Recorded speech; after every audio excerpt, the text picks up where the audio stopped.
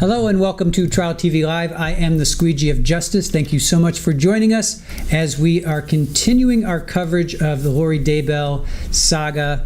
Right now this is Brandon Boudreaux.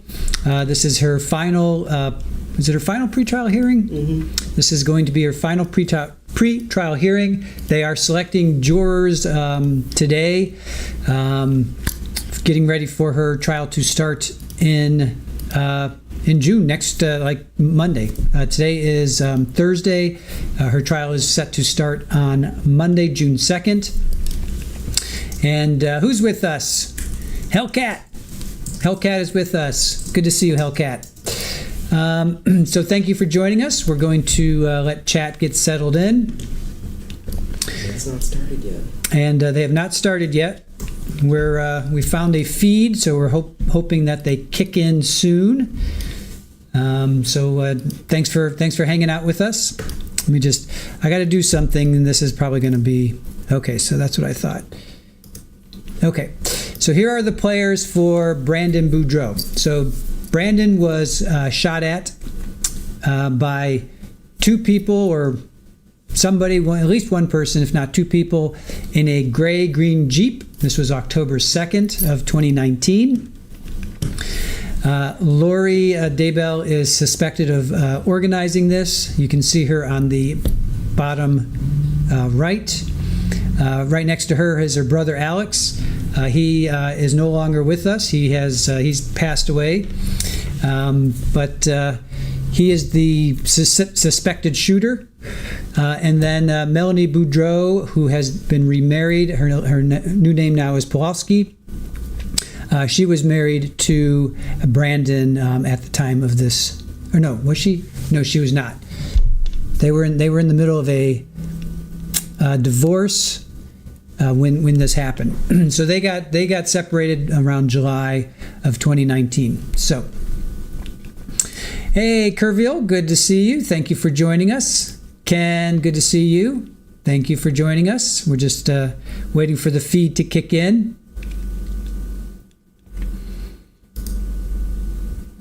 So the jury, I believe Northwest said that there was, I think, 67 jurors that had been selected, potentially. So we are waiting for her final pretrial hearing. We're hoping that this feed kicks in, and if it does, we'll bring it to you. And if it doesn't,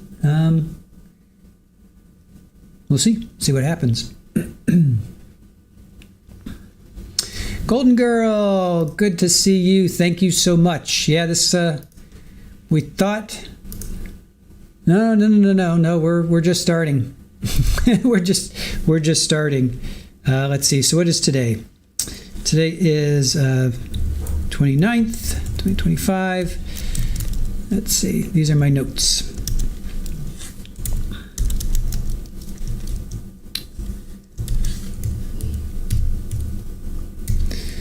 All right. So again, thank you guys for joining us. We're just waiting for the feed to kick in. They keep saying it's going to. It was supposed to start, I think, at 4 o'clock. Oh, they may have a half-hour delay. There may be a delay, you guys. Maybe that might be what's happening.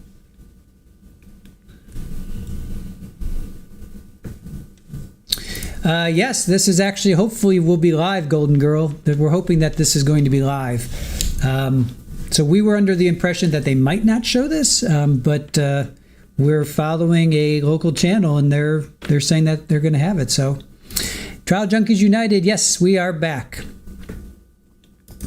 Kerville says, you've been tuning in too late, so I'm thrilled to hear it. We miss you too, Kerville.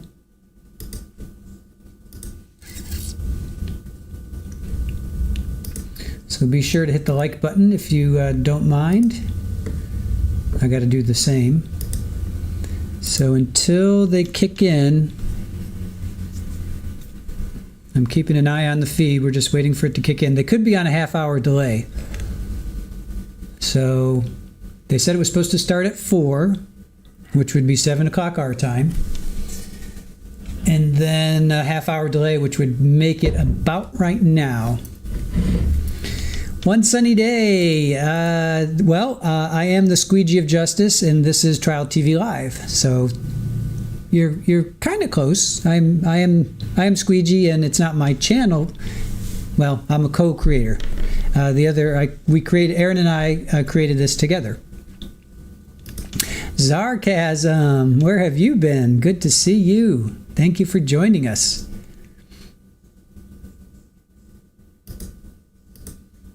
I like your profile picture and the name of your channel.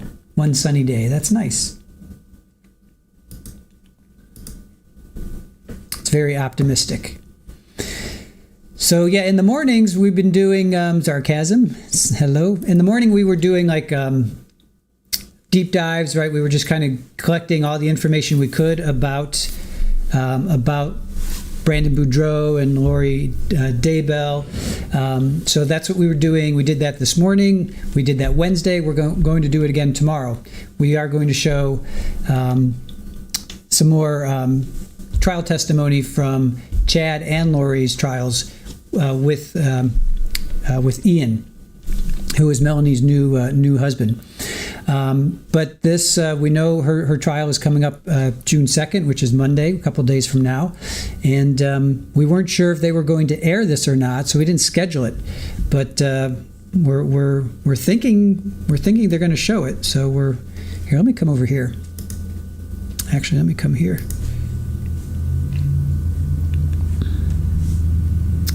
So we're hoping that they're going to show this. Let's recognize Super Bowl as well. Of course, we always recognize Super Bowl. Oh, here, let me get my... Here, Ken. This one's for you, buddy. There's Super Bowl back there. We got Rafa back over there. Polly's in the other room, about to give birth. No, only kidding. She is literally within days of... She's in her 9th week, so... Oh, and here, you summoned her, Ken. You summoned her. You summoned her. There she is. Hey, buddy. You want to say hello? Come say hello. Hi. Hi. Everybody heard you snoring earlier. Yeah, everybody heard you snoring. Yes, we all heard you snoring. We did. We heard you snoring. Oh, look at that. Yes, we did. We all heard her snoring earlier. Moo says hi. Well, hello, Moo. Hello back to... and Ember and Slim. That's true. Yep. We cannot ever forget about Ember and Slim. That's for sure. She knows when it's time to work.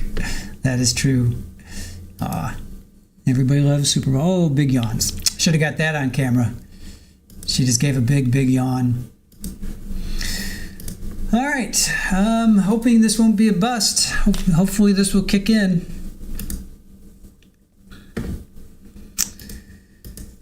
And, waiting for the feed to kick in. Hey, Northwest. Oh, Northwest, you said 67 jurors. I was trying to remember.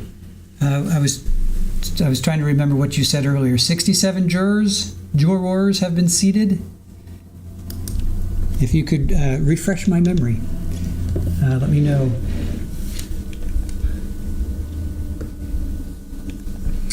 And waiting for the feed to kick in. Yes, there is a video of this afternoon. That I think we'll show tomorrow. Well, let's see how long this goes. And then we'll show that tomorrow. It's only like 10 minutes, I think, right? 67. Okay, thank you. I did remember correctly. Yeah, we'll show that tomorrow. But, sorry, okay, not seated, but remain in the pool. So they haven't actually sat anybody? They haven't sat anybody?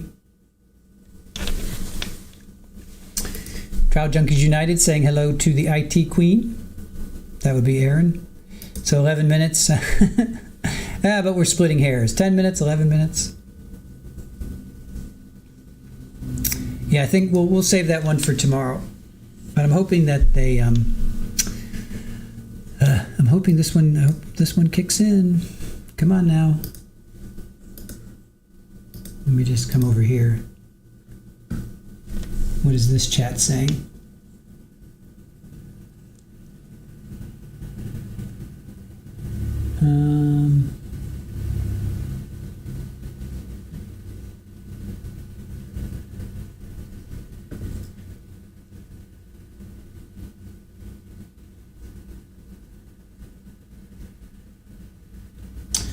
I'm just reading, so there's tech issues. They're saying still waiting, sorry for the tech issues. So that's what's going on. Northwest, I see you. I see you over there. Northwest is, you're straddling two streams.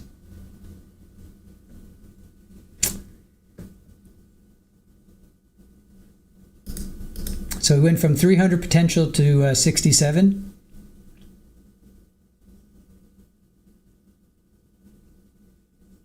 That's not bad.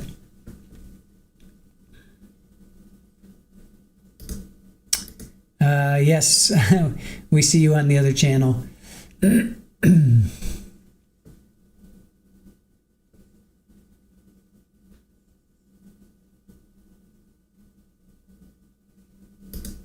Today's late stuff. Today's late stuff, not voir dire part. Oops, wait, hold on. Doggone it. You just came live, not cheating. No ill will. No, I'm just, hey, Pammy does it all the time. Pammy straddles streams all the time.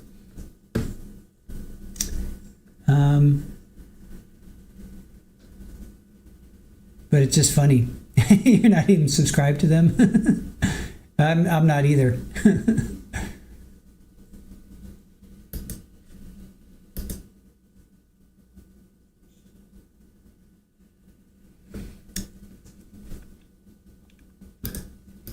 Don says 66 to choose from.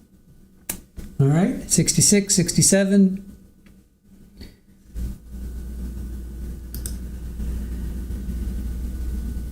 Nate is your favorite? Yeah, Nate's awesome.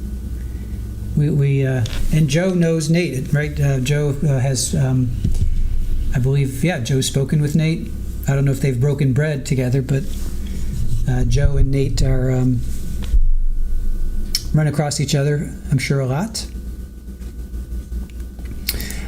Golden Girl, no. What happened was, okay, for you that were watching the California Carlos Dominguez,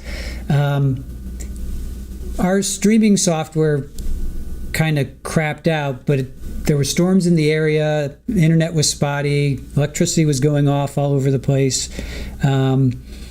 So what happened was they just shut the feed. So the feed ended pretty much at the same time as our streaming software decided to take a crap. So Golden Girl, you didn't miss anything. No, they didn't rest. Actually, they're going into next week. They think it'll get to the jury on Wednesday or Thursday. That's what half day Wednesday. Yeah, they think it'll get to the jury Thursday. So that's the update.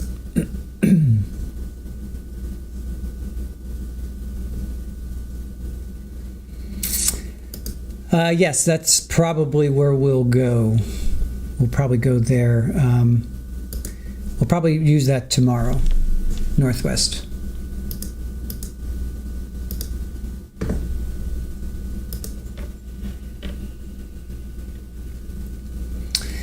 Let's see.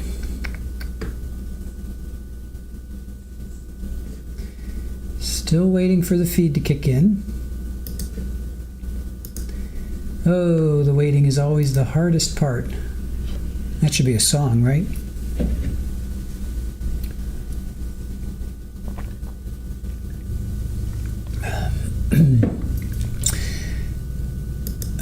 What are we watching now? Live.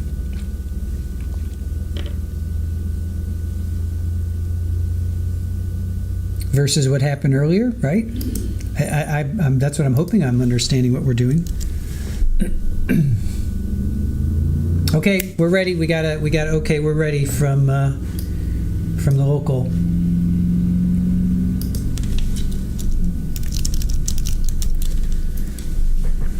All right, so hold tight. Hey, Baca, thank you for joining us. We got okay, they're ready. So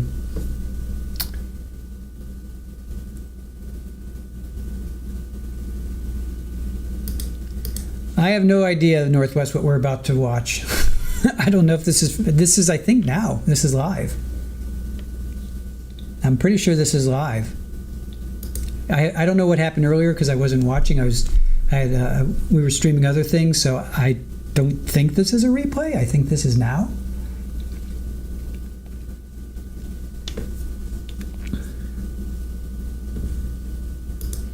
I know. Look at that graphic Aaron put together in the blink of an eye. Agreed.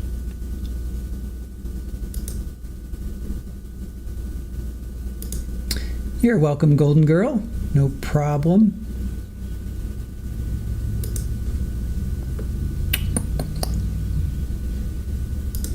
Yes, Hellcat. She is amazing. And that would be Aaron. Hey, Baca. Thank you for joining us. This was like last minute. All right, well, they're saying they're ready, but they still haven't kicked the feed in.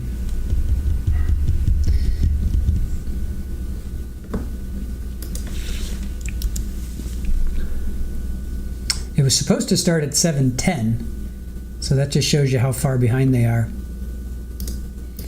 Brandon does seem like a nice guy. I agree. Okay, they are live.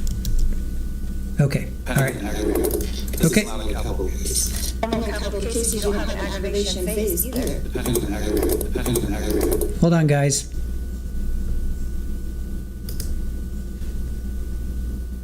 This is not a capital case. I know it's not a capital case, and in normal capital cases, you don't have an aggravation phase either, right? Only in a capital case. Actually, you have a guilt phase, and then you have a mitigation aggravation phase. Actually, I have a guilt phase, an aggravation phase, and a penalty phase. Right. If the aggravators aren't found as a completely separate independent hearing, then there's no penalty phase. So with the statute for this charge only being the one statute, what are you getting out of the aggravation phase? I don't understand. Well, first of all, the jury in the initial phase doesn't determine whether or not it's a dangerous felony, which they need to find. And then the aggravators, I think the state has a right to attempt to prove those to the jury, to offset any mitigation or to be weighed against mitigation at your sentencing. And isn't that normally put together with the guilt phase? Like they would have that on the back page where it says the aggravators and the guilt? No. So are we going to have a whole nother aggravator phase in this case? If the jury finds you guilty of the charge and the state wants to proceed with aggravators, yes. And so we do not have to have a hearing to determine if there's probable cause for these aggravators? No. They're just alleged aggravators. Correct. And the grand jury never found probable cause for them. Correct. So you're saying that if the guilt phase goes through and they find you guilty, then you have an aggravator phase added to that. That's what I said. Okay. Hold on one second.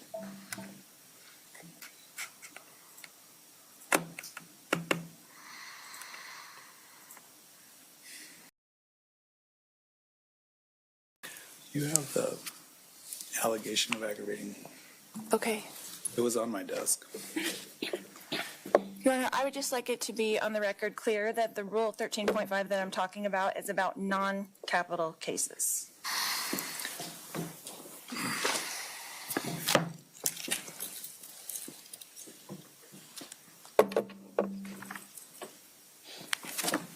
I know in capital cases they call it a Cronus hearing, but this is for non-capital case.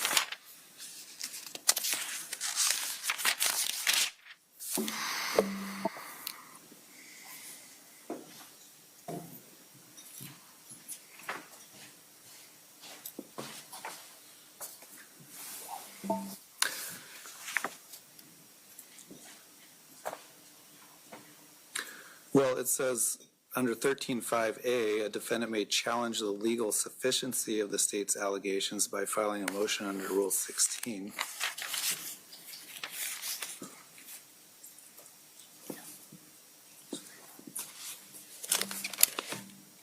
Is that what you're talking about?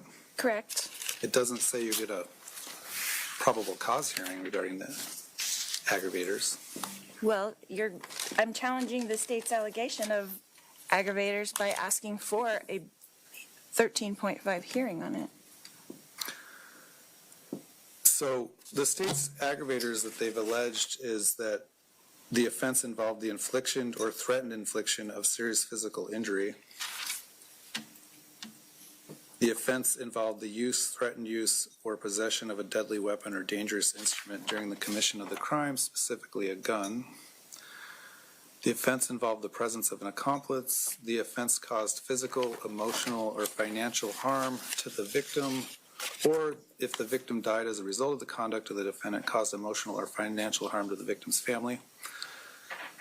The next one is the defendant was previously convicted of a felony within the 10 years immediately preceding the date of the offense.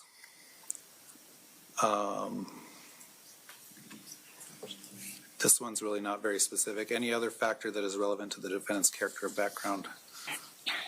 So if you were found guilty by a jury of conspiracy to commit first-degree murder, which of these aggravators do you think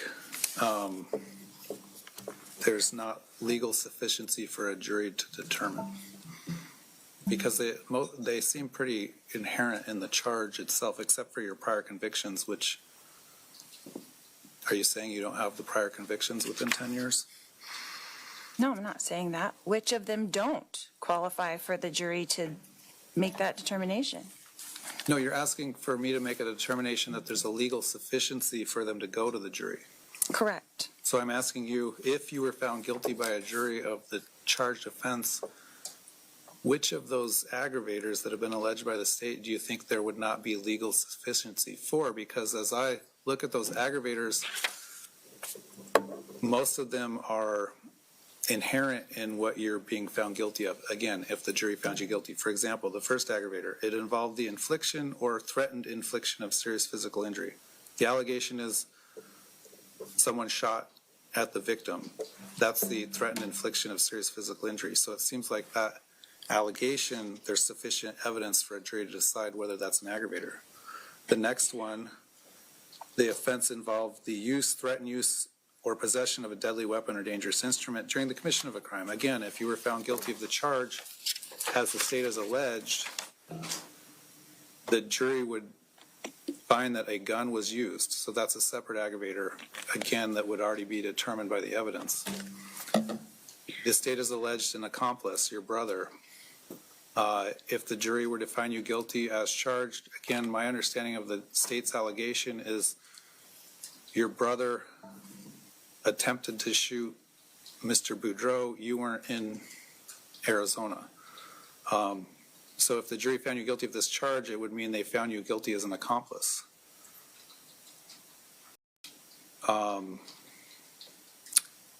If someone shot at the next aggravator, I don't think it's a leap for a jury to presume there's some sort of emotional harm. So I'm struggling with what legal sufficiency you think is lacking for a jury to make those determinations. Again, only if the jury found you guilty of the charge that you're charged with. I understand, Your Honor, but in 13.5, right, whether capital or non-capital, the state has the burden to establish probable cause, the legal sufficiency of an amended indictment. This is an amendment. This didn't go to the grand jury. Is that correct? Right. So now I have the right to ask for a hearing so the probable cause can be found for these aggravators ahead of time. So you're confusing two things. Okay? All right. 13.5B talks about amending the charge or the indictment. Mm-hmm. Okay. Your charge is conspiracy to commit first-degree murder. It's not, your charge is not being amended. The grand jury did find probable cause for that charge. Correct. An aggravator is not an amendment to the indictment. It's a whole nother allegation. It's a whole separate allegation. Difference between an aggravator and changing the charge that you're charged with. If the state were to change the charge that you're charged with, for example, if they changed it from conspiracy to commit first-degree murder to conspiracy to commit second-degree murder, there'd probably need to be a new probable cause finding. Correct. Secondly, as to the allegation that it's a dangerous offense, the grand jury did make that finding because that allegation was included in the indictment that it was a dangerous offense. So there has been probable cause as to the dangerous factor. Okay, if that is the case, then why isn't that found in the original guilt phase as opposed to having a whole nother aggravation phase after that, as if it's a capital offense? Because there's one statute, Well, there's one sentence, there's no arguing the sentence, and if it's already a dangerous crime, then there's no reason to have an aggravator phase. What do you mean there's no arguing and there's one sentence? I don't understand what you're saying. There's one sentence for the charge. There's only one sentence for this charge. And if it's already classified as a dangerous charge is what you're telling me, right? Because it's conspiracy to commit first-degree murder, that's a dangerous charge. The jury has already found that it's a dangerous charge. Then what is the aggravator phase finding? If it's already a dangerous charge and there's only one sentence. Does the state want to respond why the state wants to proceed with aggravators? To start with, the jury is not going to make a finding of dangerousness as part of the guilt phase per case law. That's not permitted. So the jury has to make a separate independent finding after they find the defendant guilty.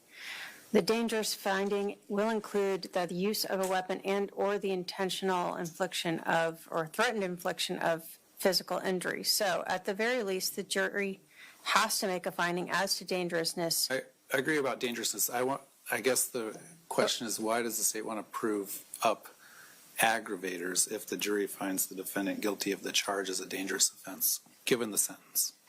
Your Honor, in all honesty, you could ask me this, 10 years ago before Blakely was put out. As case law changes on appeals, I've had to come back before and redo a penalty phase, an aggravation phase, and re-impanel a jury.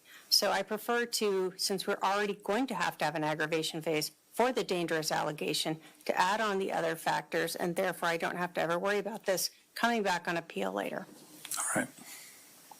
How is it not already found to be dangerous? You just said that if they find me guilty, then it will be dangerous. I didn't say that. I said if they find you guilty, then they make a determination whether or not it's dangerous. Now, I think what I meant was when a crime involving a weapon is used, whether it's a gun, usually it's sort of a foregone conclusion that if the jury found you guilty of conspiracy to commit first-degree murder by someone shooting at another individual, that they're 99.9% likely to find that it was a dangerous offense. But it's something the jury has to do. Right, but usually aren't aggravators for sentencing? What other purpose does it serve in this case with this charge, with one statute? You can't give me less time, you can't give me more time, you can't do anything else except for, it's one statute. I guess the prosecutor's saying she wants to cover her bases in case there's some change in the law and what a jury has to find or not find for purposes of sentencing. And they have the right to proceed with aggravators. All right, you're right in that if you're found guilty of this charge at this level, you get one sentence. But who knows what a court of appeals would do in the future if aggravators or things weren't presented. I don't know that what would be presented at a sentencing phase from your side or from the state's side, but it sounds like the prosecutor's wanting to cover her bases. So then I'm not entitled to a hearing before trial starts to find probable cause for these aggravators that were not taken to the grand jury initially? All right, I'm asking. I'm trying to explain it to you. The jury did find probable cause that this was a dangerous offense. It's included in your indictment. So they did find... They didn't find these specific aggravators being a dangerous offense, and these specific aggravators Can I finish what I said, what I was saying? Right? I didn't interrupt you. Can I finish? Okay. The jury did find probable cause on the dangerous allegation. All right. You're not entitled to a probable cause hearing on the other aggravators. When is conspiracy to commit murder not a dangerous crime? When someone says they're going to choke someone to death and they don't actually do it, it's not a dangerous crime. So, No dangerous instrument or deadly weapon was used. so because some instrument may or may not have been used in this crime, it's considered a dangerous crime? Right. And these aggravators that talk about something totally different don't have to be found after that it's found a dangerous crime? Correct. And that is supported by case law? Yes. So that what? When you go to appeal, you can't say it was a non-dangerous crime? All right. I don't know what to tell you. All right. There was a case that came out about 15 to 20 years ago now called Blakely that said a jury had to determine aggravating factors. Okay. Before that, a judge determined aggravating factors at sentencing. Now a jury has to determine it. The reason it's not done in the guilt phase is we don't want the jury to confuse the issues. We want the jury to decide first whether someone's guilty or not guilty, whether the state has proved its burden beyond a reasonable doubt. We don't want them to start thinking about other things like aggravators if they have questions about whether or not the person's even guilty. It tends to confuse the jury and confuse the issues for them. So that's why we do the aggravators in a separate hearing. First, you want to make sure the state has proved its burden beyond a reasonable doubt as to your charge. But these specific aggravators that they allege, right, the ones that you just went over, you're saying that now after you're found guilty of a dangerous crime, that they're going to go back in, and what is the purpose of that? How does it change anything after that? I don't know how else to explain it to you. So, do you have other issues that you want to bring up today? Yes, but I would like to finish this first. So are you denying my motion to have a hearing on this? I'm denying your motion to have a probable cause hearing as to the state's alleged aggravators. Okay, so you're denying my motion to have a 13.5 hearing on these alleged aggravators Correct, because before trial starts. you're not entitled to one. Okay. 13.5 says that you're entitled to a probable cause hearing if they amend or change the indictment.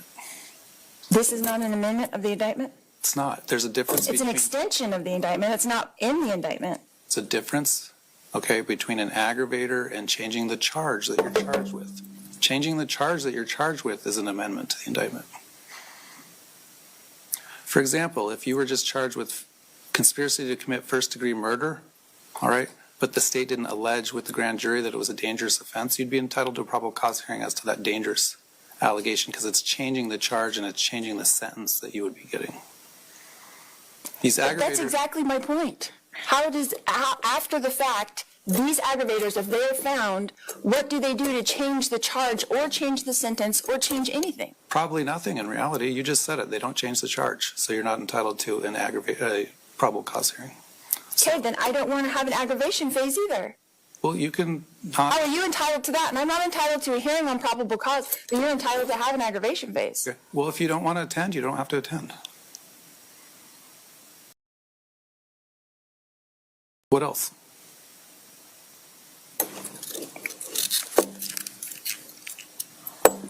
All right. Something dealing with trial is that I've asked several times for headsets for my advisory council. I know that's been an issue that you said we can only have 5 headsets. Is there some way we can do that? Because it's very difficult for them to advise me on things when they kind of don't know what's going on. If you need a break to consult with your advisory council, we can do that. I can only give so many headsets. You said you were going to check into that. Is that something that you did check into and there's no more available headsets? They can't do more than 5 on that particular system or network that they have. I need my court reporter to have one so we can do the sidebars. If the state's only getting 1, I get 1, so that leaves 2 for you. Whoever you want to have besides yourself, you can choose one of your advisory council or your paralegal. But you're forcing me to choose between the people that are helping me? Sure.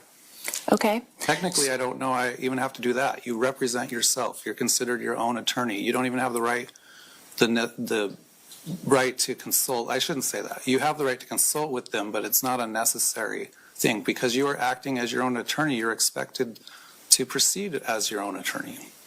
They don't have an affirmative duty to even give you advice under the case law for being an advisory counsel. The fact that they do is probably helpful to you, okay? But you chose to represent yourself. It means you are supposed to act as your own lawyer. You appointed them and assigned them to me. I did not ask for them. Okay, yeah, I did, in case you decided not to represent yourself so they could step in at trial. Okay, well then, is an alternative that we could do sidebars at the bench so that they could be involved during I that think it time? depends on the complexity of the question. If it's a simple jury question that, like, for example, can we have a copy of the police report? The answer to that is always no. So I think I'll have to take it on a question by question and issue by issue basis. So if it's an issue where we need everyone at the bench, yes, we can do that. But if it's a simple, quick response that we can do with the headsets, we'll do that. Okay. I have one more issue. Go ahead. Okay. Seeing as how things went in the last trial, my question is, what does the state intend to bring in from Idaho so that I can prepare my questions without being accused by you of opening the door? How can we avoid that when almost every witness has testified in my Idaho trial? And I don't want to be responsible for doing that. So how are we going to handle that? Well, I will tell the prosecutor to make sure a caution is given to each witness that no matter what the question is, that witness should not think it's a question that would require an answer about prior testimony or prior proceedings. State agrees, right? Yes, Your Honor. I guess they can be further advised that if they think you or the state is asking a question that calls for that sort of answer about prior testimony or a prior proceeding, that maybe we should take a break. Okay. All right? Anything else? That was it. All right, we'll see everyone. She said if both parties can use all the jury food, that also means that we can bring in the survivors whatever time tomorrow, since they haven't put out a message yet, or excuse everybody. Okay, so I'm being informed that the jury commissioner said if the parties stipulate to not bringing in any jurors tomorrow, we can do that. Remember last time, though, we screened whatever number we had. A few of those people didn't show up, even though they were informed they needed to show up. So we have 66. I think because it's a shorter trial, we don't necessarily need 4 alternates, but maybe we should just in case. I don't know. Judge, I would still want 4, given that we lost We 2 lost- in the first 2 days. We did. I don't want to waive any appeal issue that it wasn't random for whatever reason. I didn't understand your total reasoning, but how it's saying like the county by county or something, or No, section by section. The theory is that there's One county, but maybe certain demographics of people, and I don't know who it is, that wouldn't respond to an email or online, or they think it's a scam, so they want to show up at the courthouse to do their jury service. Or maybe they don't have access to the internet to begin with. So the theory is that you're missing some sort of group of people that aren't responding remotely and instead would show up at. Oh, that stinks. Oh, wow, they cut it. Yeah, looks like that just cut. That stinks. All right, hold on. Guess they were done. Oh man. Let's see if let me just see if hold on.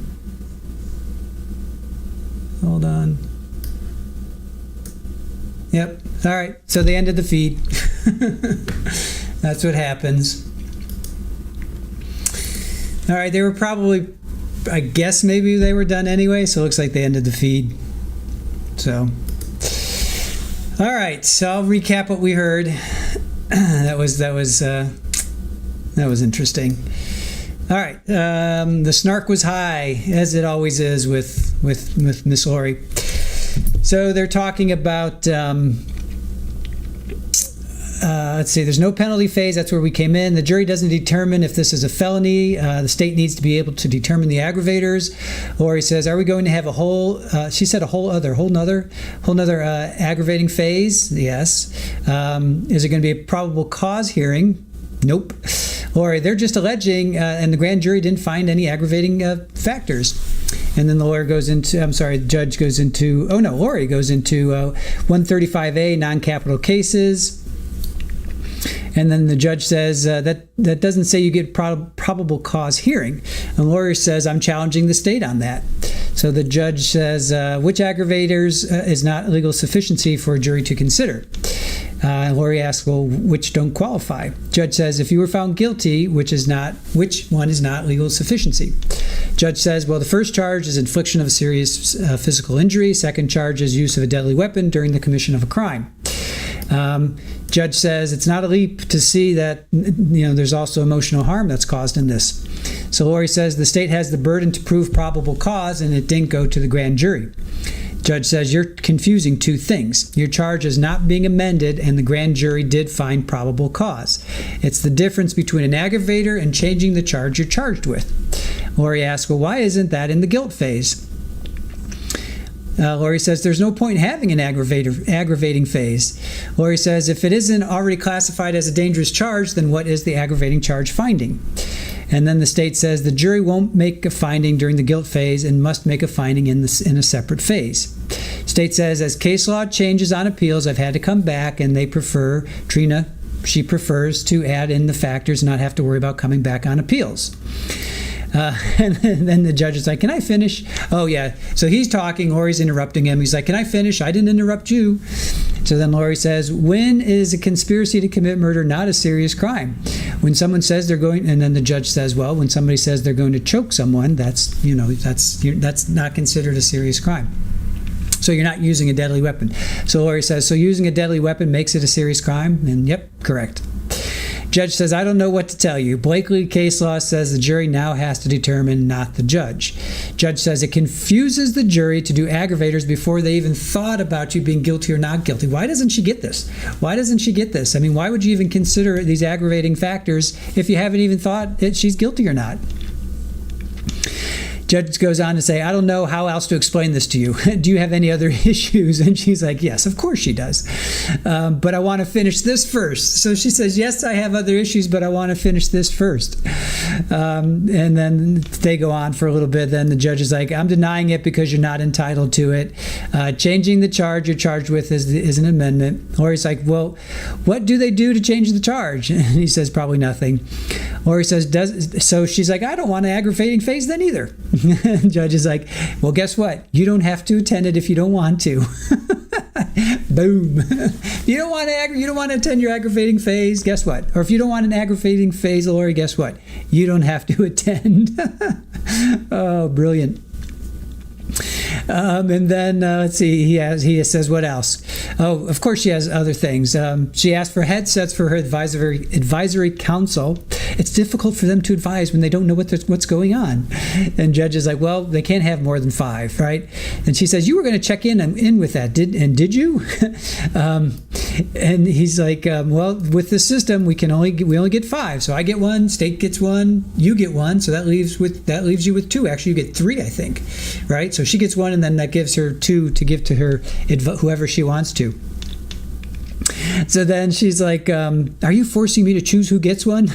He's like, well, you're acting as your own attorney. What do you want? What do you expect? And Lori's like, well, you appointed them. And he's like, well, so they could step in, not like just give you like legal advice, like all on the, all for everything. And then Lori suggests, well, can we do sidebars at the bench as an alternative? He's like, well, it depends on the question, of course. If it's something simple, not a big deal. And of course, Lori has one more issue. What does the state intend to bring in from Idaho so I don't get accused of you by you of opening the door? I think this was actually a legitimate question. I think that was legitimate, unless she should already know, but I did think this was a legitimate question. What does the state intend to bring in from Idaho so I don't get accused by you of opening the door? Because that happened a lot in the Charles Vallow trial, if you remember. The judge says, well, he'll tell the state to make sure a cautionary, caution is given to each witness. And we saw that in Charles's trial as well, where the state, I think it was Kay, was like, do you really want me to say that, or can I say that? There were a couple of instances where witnesses, Lori was cross-examining a witness, and they're like, do you really want that answer? Do you really want me to answer that? So the state agrees that they'll give a caution to each witness. The judge says he's being informed. Oh, yeah, then this other person off camera was saying, he's being informed that if the parties stipulate about not bringing in jurors tomorrow, they can do that. So that was basically, so Lori didn't want to waive any appeal issues. Basically, the theory is that you're missing a group of people that don't have internet or don't get it. So I think these are walk-ins. These are the walk-in jurors that he was talking about. Yeah, tomorrow's the 30th. So they did, I think yesterday was the questionnaire, right? Everybody that answered the questionnaire came in yesterday, or maybe it was today, I'm not sure. But anyway, tomorrow was walk-in jurors. I guess they have walk-in jurors. So that's what they were talking about, and then we got cut off. So I think we were basically done. I'm pretty sure there's maybe only another minute or two, but that was pretty much it. So yeah, Judy, she is the aggravating phase. Agreed. Hey, Journey to Justice, so good to see you. One for the court reporter. Yes, let's see. Judge needs to put a stop to her foolishness, and he has. He's been a lot more. We watched like 3 or 4 pre-trials for Charles Vallow, and he let her run. She wasn't as aggressive. The further this gets on, the more aggressive she gets. She was definitely aggressive. Now, we did another pre-trial. She was pretty aggressive. Apparently there was one earlier. We're going to air that one tomorrow for you guys. It's only like 10 or 11 minutes, so we'll air that. Apparently she was kind of snarky there too. She feels that, it feels that she's just, she's getting more aggressive as time goes on. I think she's Baca. She gets it. She wants a delay against her speedy trial rights. It just seems like a whole nother. It just seems she's getting more aggressive to me. That's all. That's all I'm saying. So. All right.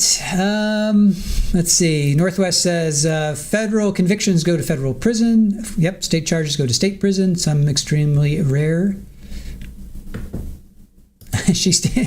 Therapist, she stayed at a Holiday Inn once. Nice. Hey, Jen Pookie. Exceptional snarks are expected. Right. Agreed. Yep. Judy, massive ego for sure. Yeah. So again, this starts. It starts Monday, June 2nd. Curvio says, yeah, according to the recap from the station, that was the end of it. Okay, cool. Yep, the walls are closing in. Totally agree. Yeah. So tomorrow, 11:30, we're going to air what we missed today, which is only 10, 11 minutes. So we'll pick up on that so you guys have that. And then we're going to do a little bit more pre-trial prepping with some more testimony from Chad's trial. And then we're going to be done with Lori for this week. Then we're going to continue with California versus Carlos Dominguez. So definitely come check that out. We're going to start that a little late because the Lori one's going to go about 2 hours. So Carlos, we're going to start a little bit later, but we won't be live with him, but we'll probably catch him at lunchtime. And then, you're welcome. Thank you, Judy, for joining us. And then this weekend is our 1-year anniversary stream. We've been on air streaming for 1 year, and we've got a fantastic lineup for you guys. If you don't know, we've got confirmations. We've got Nick Starro, who's an attorney over in Sweden. We've got Sneaky Side, who is a fantastic supporter of the channel. She has her own channel. Joe Schmo, who has been, he's at the courthouse. We were partnered with him for the Charles Vallow. We would do recaps with him. We're going to be doing recaps with him for the Brandon Boudreaux. He has his own channel. Definitely go check out Joe Schmo 88, JS Media. He's going to be joining us. Recovery Addict will be joining us. Broken Baker will be joining us. True Crime Addict. Florida PI Sam. Trial Junkies United. She'll be joining us. Therapist You Know. And Dr. Rachel. So we got a fantastic lineup for you guys. We have one other person that I haven't mentioned has said yes, but that's going to be a game time decision. So if that person does show up, trust me, you guys will like that. So thank you, Judy. Appreciate that. So that's Saturday at noon. We'll probably go until 5 or 6. Not quite sure how long we'll go. Jen, we've got a great lineup for you guys. This is the appreciation for you. We thought we'd pull together everybody that has helped us this past year, and we're trying to help some people in return. So, yes, lots of cool stuff to look forward to. Thank you. And Journey to Justice. And then, let's see, then Monday we're launching a new Dead Series. We're launching a new stream for you guys, a new show with our very own Therapist You Know and Dr. Rachel. And they will be, we're going to do that from 10 to noon, 10 in the morning until noon. And then we'll go into Lori Vallow. I think she'll probably start at like 1:45. Yeah, because they're a half hour delayed. So we got a lot of good stuff lined up for you guys. Polly, our cat, is imminent. She's going to give birth at any day. So we're going to record that. And we'll record the progress of the little kittens that she has.